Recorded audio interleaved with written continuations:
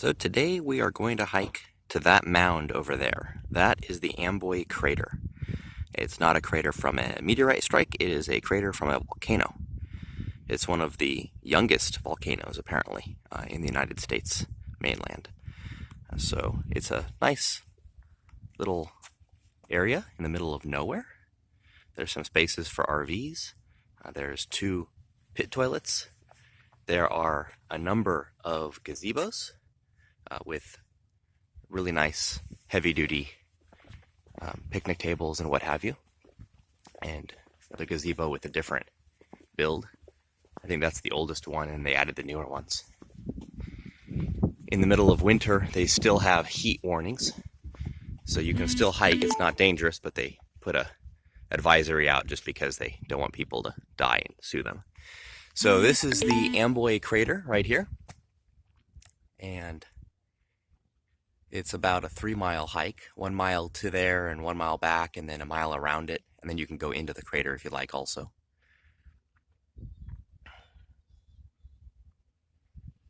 And it's a decent-sized volcano. I'll show you some of the surrounding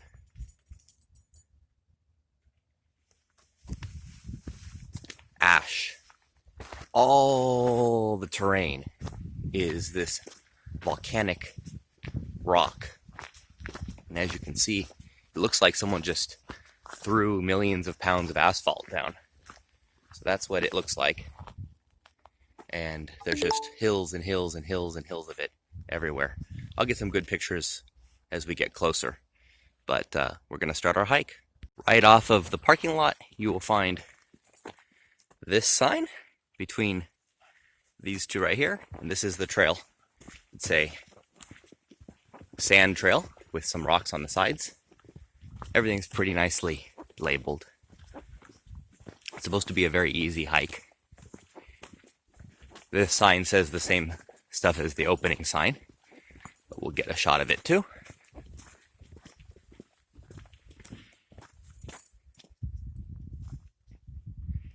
So according to what we're going to be looking at today, we're going to be looking mostly at basalt. And something that's interesting is we might see these, which apparently are also found near nuclear explosions. So it'll be interesting to see what we find.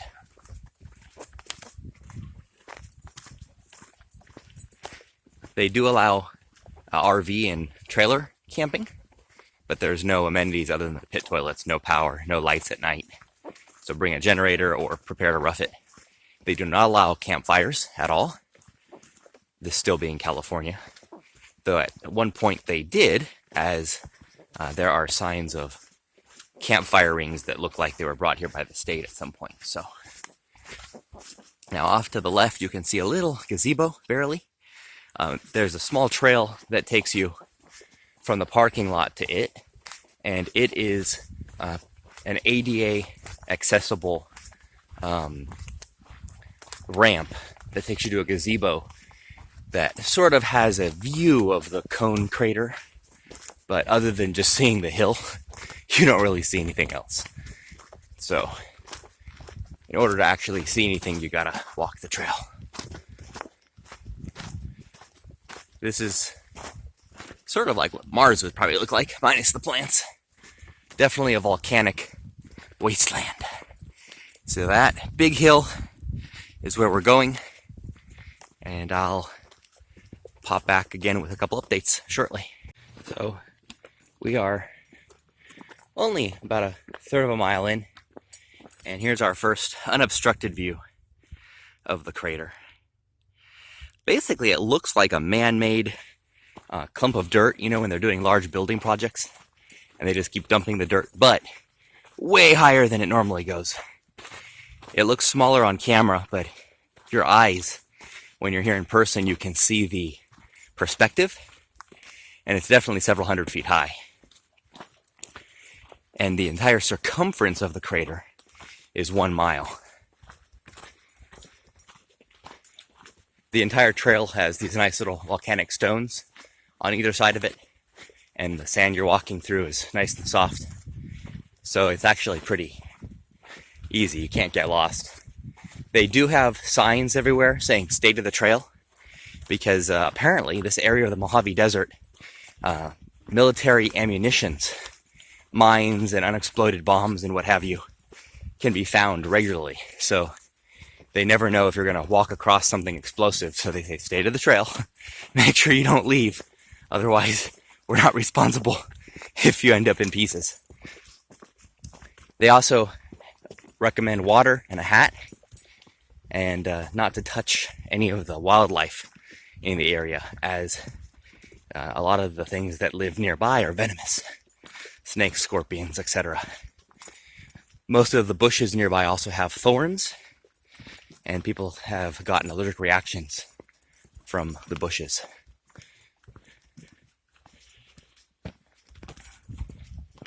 They recommend this from October to April, as if you hike it in the summer, it can be much too hot. We're here in January, and it's already in the high 60s. At night, it was about 40, but it's about 10 a.m., and it's already 67, which means that it could get up into the 80s, possibly, once the sun gets overhead. Well, we'll get some more updates as we get a little bit closer to the crater itself. Along the trail, they've continued to put these. This does not mean they don't recommend you hike on the trail, but that they don't want you to hike. The trail is only 1 mile, and this area parallels historic Route 66. So there are some people that bike ride and hike coast to coast along this route. What they've done on this trail itself to make it a little bit more amenable and safer is sporadically positioned along the trail is shaded benches. They also have a flag up above. This is common for this area so that people from a distance, it's pretty flat. You can see a ways away out there. So you can see that sign, and it's reflective at the top, so the sun glints off of it. And you can actually come and rest here if you were suffering from a heat-related illness or were tired or what have you. But if you take it nice and slow, drink plenty of fluids, wear a hat. Some of the recommended signs at the entrance to the trail recommend tan clothing or something that's not dark, just to cut down on the amount of heat you absorb. And it definitely makes sense. The sun is pretty much beating down nonstop. You know you're in a desert. Here's some nice colors. Based on the location and the time that we're coming through, there's not much growing other than these bushes. During April, in the beginning of spring, they have desert lilies and a whole bunch of other plants. Apparently the colors predominate red, white, and lavender, with a little bit of yellows thrown in. So there's beautiful coloring in April, beginning of springtime. Not so much now, but I happen to like red and brown a lot, so it works. You can see the volcanic rock has all these holes in it, and it's everywhere. When this volcano blew, it apparently spewed volcanic rock and ash over 100 square miles surrounding. So as you're driving here, even though the volcano itself is only 250 feet tall, as you're driving here, you actually start seeing from 50 to 60 miles away a large amount of this rock just piled up to the sides of the freeway and surrounding the general area. In fact, that we were thinking as we were coming that it was just leftover asphalt from construction projects, but then as you look at it closely, you see that it's volcanic rock.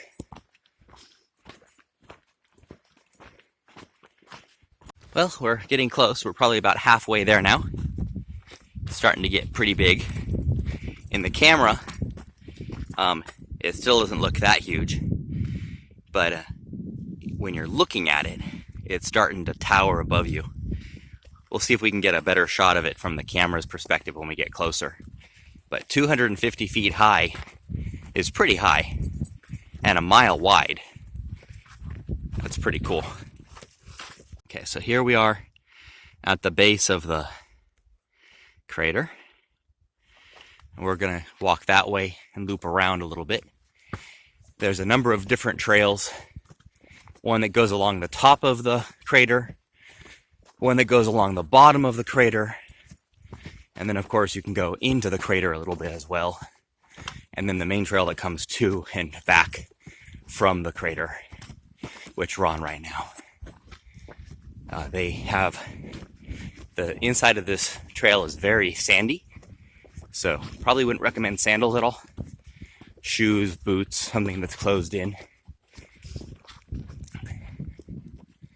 There we go. So now we're at the top of this part of the trail. It's not really hilly.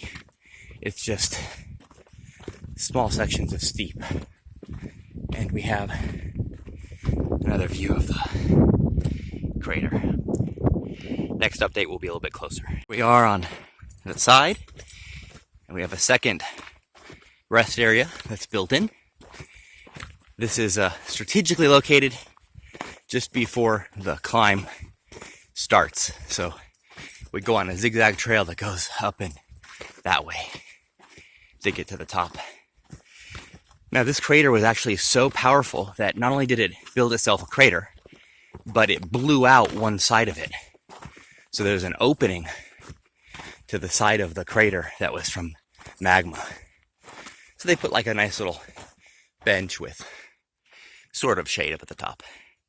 We'll rest here for a second before we go up that hill. So standing at the base of the crater, looking back towards that little mountain range, at the base of that mountain range is Route 66, historic Route 66, along with a huge 4-track wide locomotive like highway. Every like 15 to 20 minutes, a massive locomotive train goes through with like 100, 150 cars.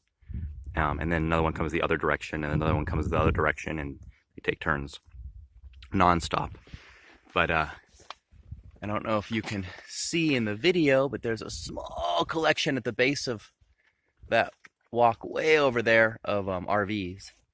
That's on the road, the next section when you're heading back that connects to Route 66, because this is a frontage road. And then way over there, about a mile away, is where we parked. And the actual GPS distance is just shy of a mile, but then you walk zigzag back and forth following the terrain. So it's probably like 1.1 mile in distance. And then we are right below the crater here. It's a mix of the volcanic rock and sand. And some of the sand feels soft and mushy, just like beach sand. That's the sand that's in the trail. And what's interesting, I thought initially that the sand that was in the trail might have been imported. But if you come over here off the trail a few feet, hey puppy, you'll notice that if you dig down just a few inches, that right under all of this volcanic rock is the same sand. So what they did is they just scraped all the volcanic rock off of the trail to make the pathway. And then this is actually the kind of sand that's under here, which if we ever plan on making an inland sea, this might be a good spot to do it. Beautiful beaches are already made, just waiting for the ocean. They say that California might split off and become its own island at some point if a big enough earthquake happens. So if that's the case, buy all your land here in the Mojave Desert, and you're going to have beachfront property once California is an island. Look at that color. Red, black, gray. It is getting hotter. We've been drinking plenty of water, and we have some other beverages too. So every quarter mile or so we take a very short break and have something to drink. We'll have a snack at the top, and then we have plenty of water and beverages for the walk back too. One of the tricks with walking in any hot environment, but especially in the desert, is it's much better to carry the water in you than on you. So let's say you're carrying 8 pounds of beverages, water and Gatorade and whatever. You don't ever want to be thirsty. If your mouth starts getting dry or you get a little bit thirsty, you need to drink it. The more water you drink, the less you have to carry, the more benefit the water has inside of you. But always save just a little bit for the walk back. So after you cross the sort of end of the trail and go over that little hill, the trail takes you around to the backside of the volcano, and you actually have a good view of the cone again here. The entire cone, the entire mound, looks like pure black asphalt. It's kind of hard to describe, but if you've ever seen fresh asphalt being delivered, you know it kind of glistens. It has that oily look, very shiny when the light hits it. So rather than just looking like crushed black gravel, it has more of an asphalt look, which means that it's covered in basically petroleum byproduct, or not petroleum byproduct, but crude oil byproduct, or what's called red oxide, which is a form of iron that's been superheated and then covers everything. Though that usually has more of a red look, but combined with the pumice, it's reflecting off the sun. So the entire thing just is black. We were joking that you don't see some of these plants anywhere else other than desert environments. So maybe Jules Verne was right, and there is a center of the earth, and these specific little plants were brought up as seeds from where the dinosaurs live. I doubt it, but that'd be cool if it was true. Even in its dead environment, look at the color, white and red. They almost glow white with a little bit of green. I don't know if those are the desert lilies or a different plant. I'll have to take a picture of them and look them up on an app later. There's a couple apps. I like to use one that's called Flora Incognita. You can get it on the App Store, and it lets you take a picture. You have to have internet access, so if you have access, you can actually look at it live, and if you don't, you can take a picture and look at it later. But it lets you take a picture, and then it will tell you what the plant is, whether it's safe to eat, and all the other information. It's kind of cool. Good way to learn about the trail that you're going on. We have some more bushes, bigger. And now we're going to start the somewhat exhausting climb up the cone. The actual entrance to the cone is where it blew out. So we're going to hike up this and go into the crater itself. A lot of hikers prefer to wear Crocs or sandals or Trailblazer shoes, which are very lightweight tennis shoes. But we typically like to wear leather boots. What we'll do to prevent chafing or anything else is we'll put insoles and neoprene socks on underneath.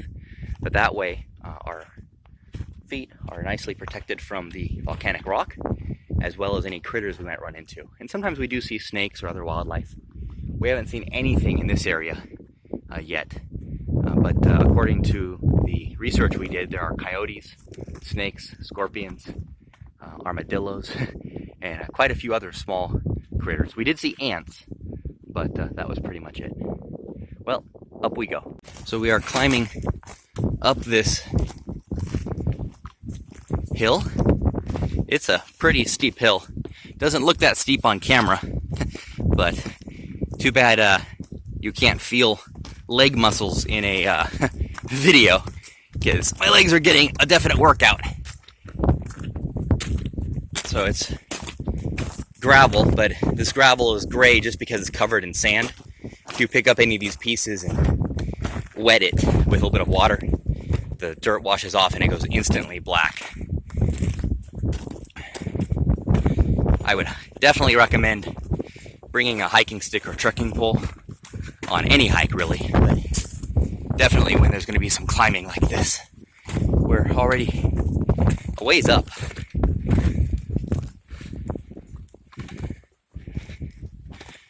Almost there.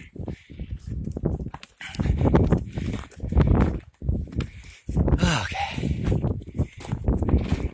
Gonna take a short break right here because this next leg to the left is very steep.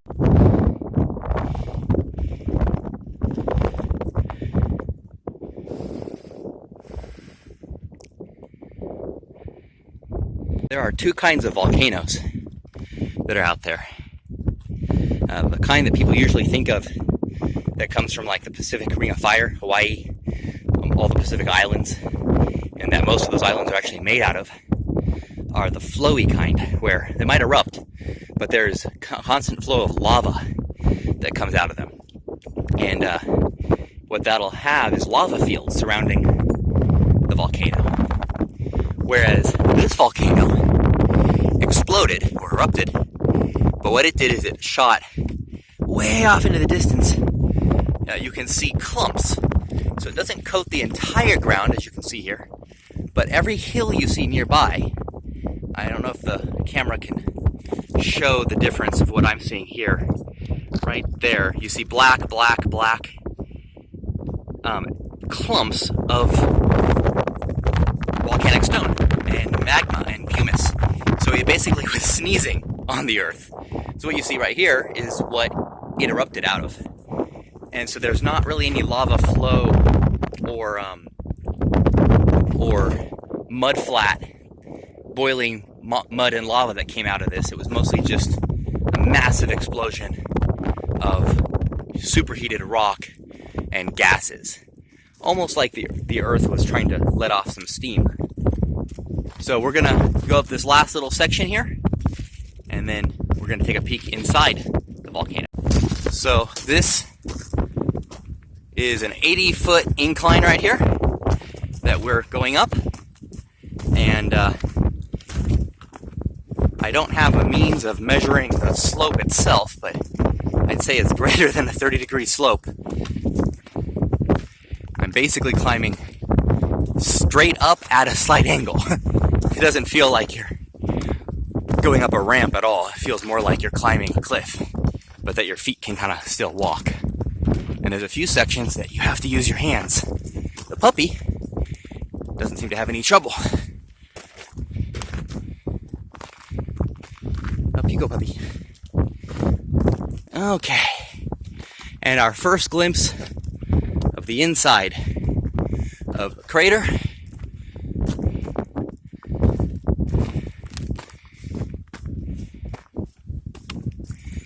Here we are. We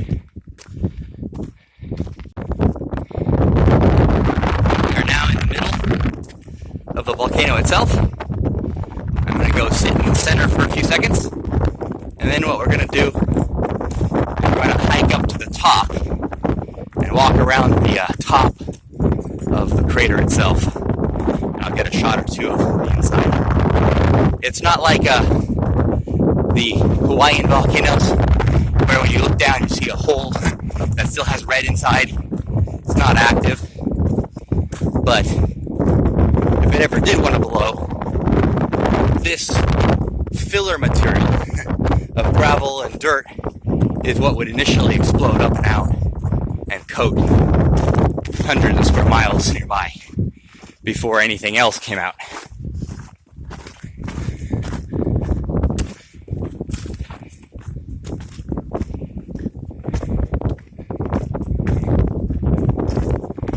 Okay, here we are. Gonna go peek over this last section. Looks like the deepest part of the crater is behind this last little hill. But we are now standing on the dried out center of the volcano. These were all not left here by aliens, but just happy campers deciding to make little messages.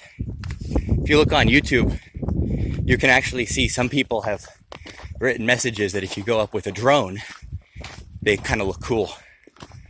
And our final shot of the inside. Here we go. This was the last part of the volcano to be active down in here. So we're gonna sit here and catch our breath. Then we're gonna go hike up the top of the crater rim, and we're gonna walk around the top and see what it looks like from above. So we decided to hike up about midway up to the top of the rim, because there's these nice big rocks that we can kind of sit on to take a break and feed the puppy. So we're gonna sit on this volcanic rock.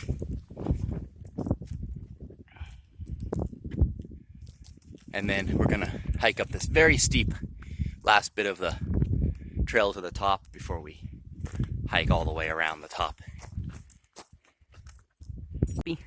You enjoying your first volcano? Yeah? Yeah? Sit down. Eva, sit. Good girl.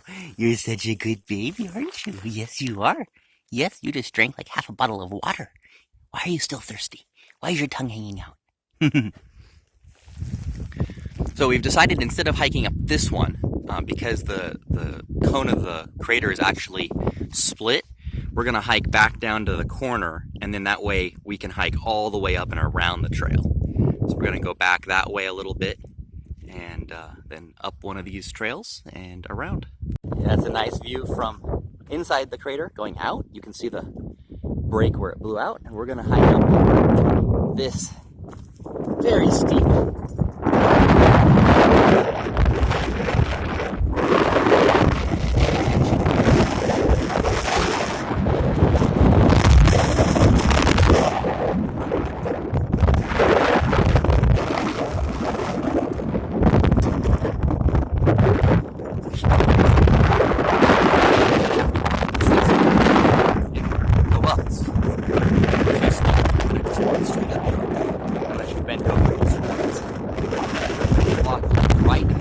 pattern, sort of like what the puppy's doing. Get up without bending over. Extremely steep.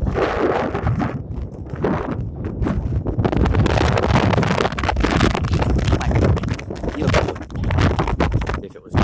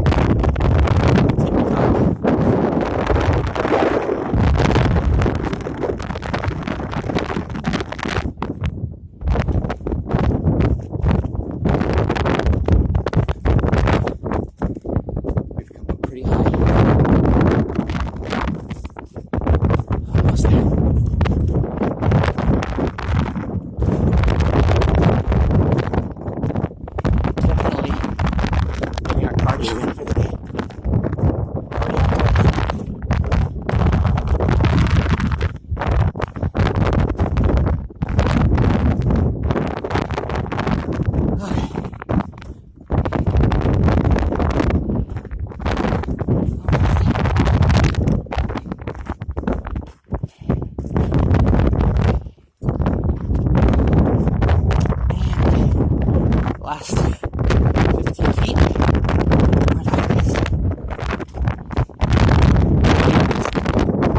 Very strong up here at the top. You can actually feel it pushing me.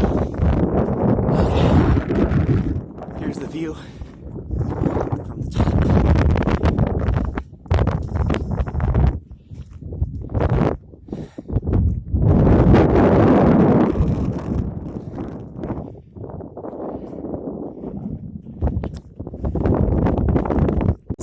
Steep hill. For those of you who hike and want to have an idea of how strenuous that was about 250 feet high and was a half bottle of water's worth of recovery when we got to the top. We rested here for a minute. Now, to give you an idea of how long this trail is up here, we're going to walk this way. We're going to go all the way around. and we're going to come back down 250 feet to where that trail ends there. The circumference of the rim is 1 mile. So we're going to walk a mile all the way around. So it doesn't really look that big on camera, but a mile is a mile. So we're going to go that way. We have a little tiny tribute tower that will last for an eternity, hopefully. Just look at the vistas. You can see so far. Those mountains over there are so far away that I actually can't see the base of them, which means the curvature of the earth is every 8 miles. So for me not to see the bottoms of those mountains means that they're more than 8 miles away. I'd say probably about 10. When there's a flash flood in this area, all these little gullies down here where the sand is fill with water. People can get stuck in them. Fortunately, we're pretty safe up here. So let's continue on with this trail. We have a little miniature crater inside the big crater. It has a whole bunch of rock.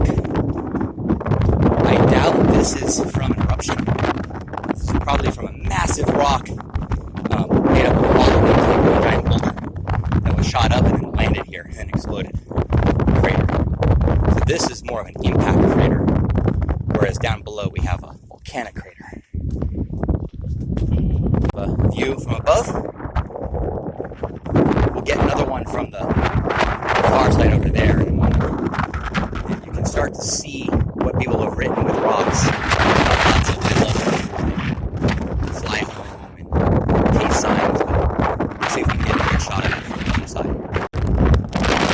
Good shot of the sand that surrounds the volcano, where it didn't really drop a lot of magma or humus ash. Because of the direction, you can see that the cone itself is protected within about a quarter of a mile away. It started to land it. And then when it initially erupted, you can see that it was blowing a lot of it to this side over here because it's a lot closer. Perimeter of the cone actually is mostly sand rather than large concentration of volcanic rock ash. Loves volcanoes. Apparently this is her first official volcano. Or actually, her first unofficial volcano also. She's running around enjoying it. I think she likes the sand on her paws. The volcanic rocks themselves are hurting her feet. Lighter. Because this is very similar to like walking on a lake. But she seems to know what she's doing. She's sticking to the sand.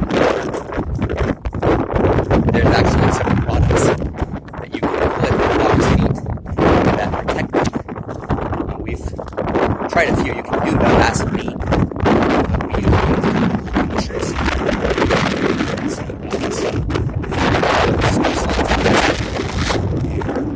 It's good. It covers any kind of little scratches that are affected. What I'm trying to do is put it on.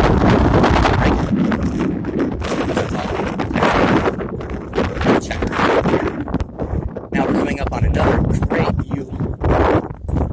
You can see where all the volcanic eruption initially took place. It was definitely going that direction for about maybe 2 or 3 miles is where the heavy accumulation of it is. And then in every direction, you actually see a good shot over here. You'll be able to see that it starts getting more sporadic. So in every direction, to about 50 miles away, there's clumps of volcanic activity. Nothing is heavy as well as in here. In fact, you can sort of see a little bit of magma flow on this side where it flew down. And let's see if we can get closer to this cliff while still being safe. There we go. There you go. You can see that. Right here. You can see how it flowed down and then solidified going that way. So at one point there was a little bit of magma coming out, but still nothing like what you see in Hawaii.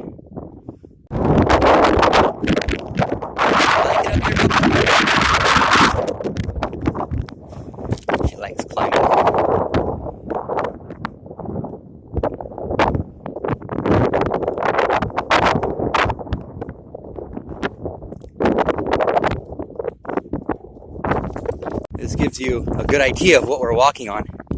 We're walking on a trail that's on a slope 250 feet high. And you can see, again, the base of this crater was congealed magma. Then after that initial magma flowed off, the volcano started to erupt. And then you saw back over there the mud flat in the magma that was there, and it starts to convert. You can tell it wasn't going in this direction because there's no magma that's dried. It's just the clumps of ash and pumice that we were talking about. Off in the distance you can see one of those huge trains, and then another one, and then another one over there. This is the trail that we were going to walk up originally. We walked up last week, and then you can have a shot that way. You'll be able to see the size of these rocks.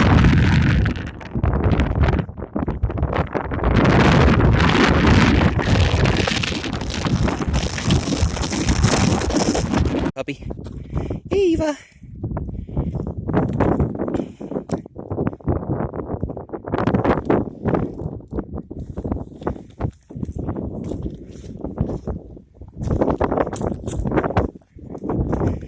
The very top of the crater is only about 6 feet wide, and the trail itself is maybe only about a foot wide. There's not really any danger of falling because it's wider than it looks. It basically just goes straight down for, 250 feet. I'm going to walk about 15 more feet here. I think you'll get a good view of the trail we came in on. So the trail starts right there. You're missing about maybe 500-600 feet of it as it goes around to the left of the mountain. But we hiked all of that, like so, all the way to there. And so that right there is our camper with the truck and the pit toilets and everything. That's 1.1 miles away, with a little bit more than that of actual walking. So we're going to have to go back that way in just a few minutes. So while it is still quite warm, at the top of the crater there is a stiff breeze blowing. Not quite to the point where it'll knock you over, but you can feel it when it gusts, and you can feel the heat on your skin, but it feels nice and refreshing, nice and cool. Now, I usually wear a cowboy hat, or at least a baseball hat that protects your ears and the top of your head. But I also wear this scarf that you can use as a bandana or as a head covering. It's used in the deserts in the Middle East. And at some point I'll do a little video on how to use them, how to tie them. There's different colors. I have a black one right now that I'm wearing, which is probably not the best color for the desert in the Mojave, but I didn't have access to my camera. It's about 4 times larger than a bandana, and it allows you to double fold it, and then inside of it you can put like a filter or anything else you wanted, if you wanted it to be more of a mask for like COVID. But for the dust out here, I just have it double folded, and then if the wind and the dust picks up, pull it up like so, and then if you need to, you just pull it down. It adds a little bit of heat, but it protects the back of your neck and your face from the sun, as well as from dust and flying debris and what have you. So definitely 2 things that I'd highly recommend if you're going to be doing any outside exploring. You can also use it as a bandage if you had to, or pretty much anything else you need. And a shot from this side. My camera doesn't quite have enough range for you to read the writing on the rocks. We didn't bring a telescopic camera today, but we're almost done with our circumference of the crater, and then we're gonna walk down the crater and back along our trail. and go away on Highway 66. There's some sections of the crater top that are wide, and then clumps of volcanic rock, and then it gets thin again. Definitely something I would recommend visiting if you're in the area. You do want to be very careful in your planning though, because it's the closest town before is about 38 miles, and the closest town after is 42 miles. So in terms of gas, water, food, you definitely need to have everything planned out ahead of time. Otherwise, you'll be stuck with nothing to eat or drink, or you could even be stuck with no fuel. So, and both of those towns are very tiny with only one gas station. The closest large town before this, coming from the California side, is Barstow, and it has 3 exits, if that gives you an idea of the size of the town. The other ones after that are extremely small with only 1 exit, 1 little gas station, and no way of doubling back if you miss it. So we are now at the end of the crater. Another panoramic vista here, showing the last bit of the trail that we hiked to get to the crater.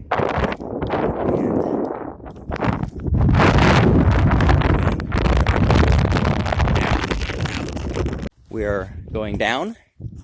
This is not quite as steep as the other way. You can actually see it going up over there. This is broken up quite a bit. It kind of zigzags on its own, as you can see, which is why we decided to come down this route, just because of it being a little bit easier and safer. So this was the Amboy Crater. It was definitely fun. I would highly recommend it. Hope you enjoy it. And we'll probably give one more update when we leave. But it was definitely fun and exciting. And we're about halfway down on the top of the crater, going back towards the inside. It's getting windier.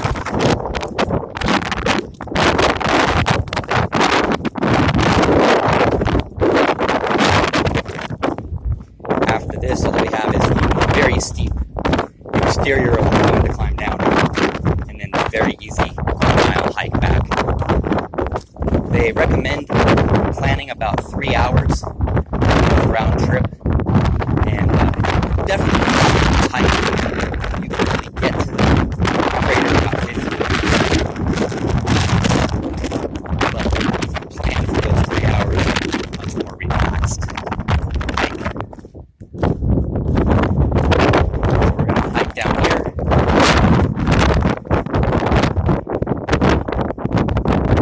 Say goodbye to the Amboy Crater.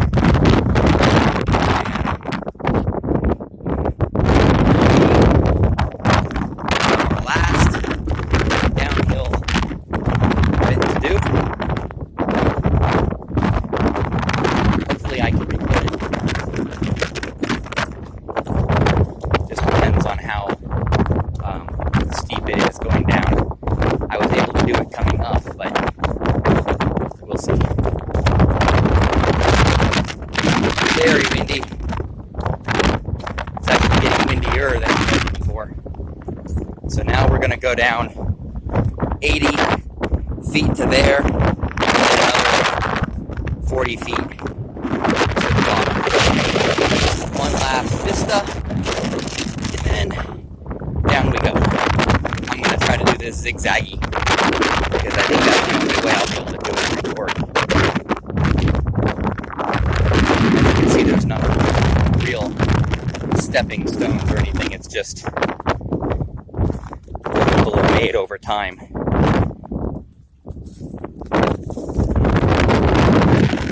It's so steep, even the puppy's having a little bit of trouble.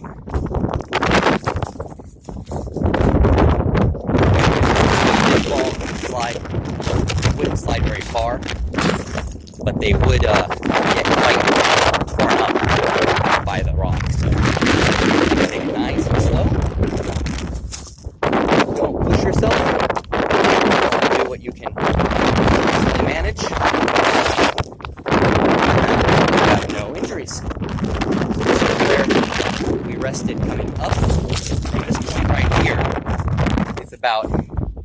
80 feet to the top. And then we have another 40 feet to when it levels out and then we're on the trail. And now we are at the bottom of the crater. We have an idea of how high 250 feet actually is. And we're going to begin our 1 mile trek back to the car. And here is our last shot. We finished the trail. We are gonna hike the 1 mile back. Now that it's a little bit windy, it's actually cooling down even down here on the trail. We feel the sun, but it's not hot at all, so we're gonna probably do it in one continuous leg. The puppy thinks we're gonna take a break here though. She's already making use of the shade and the bench. Eva, let's go. Come on. Well, that's all, folks. We'll tune in later.